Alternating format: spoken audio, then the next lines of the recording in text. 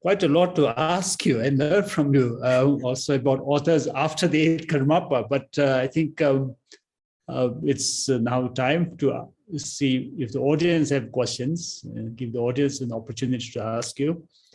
So let's turn to Marcus. Okay, so yeah, there are a lot of different questions coming in, but maybe we could start at the beginning with a sort of overview question. Someone asks about the actual terms for Buddha nature, like Tathgatagarbha, and what their etymologies are and what it's all about. So maybe we could go back to that and just review briefly the terms for Buddha nature. Karl, would you like to take that? Yeah, sure. Well, if you look at Tatthgatagarbha, then there's two parts, Tathagata, and you can take that either to mean thus gone or gone to thusness. And so we all know that's an epithet for the Buddha, and Garbha in Sanskrit can both mean womb, but also that which is in the womb, or like the most holy sanctum of a temple, for example.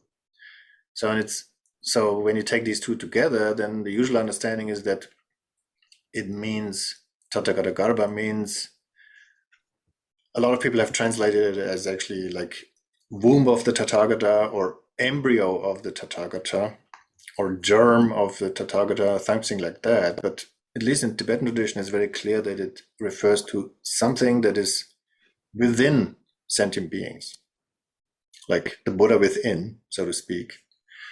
And interestingly, the Chinese translators seem to have gone the other way.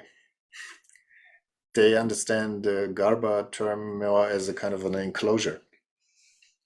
And that may be that this accounts for, then in Chan tradition and also Zen, the position that Buddha nature is everywhere, even in inanimate things.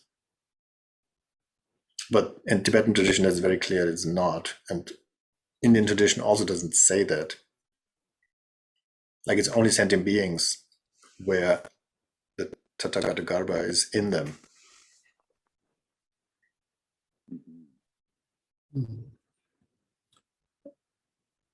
And there are also other terms like Gotra or Rik, lineage, gene used, and also Dhatu that I think Karl has shared earlier, referring to element or sphere.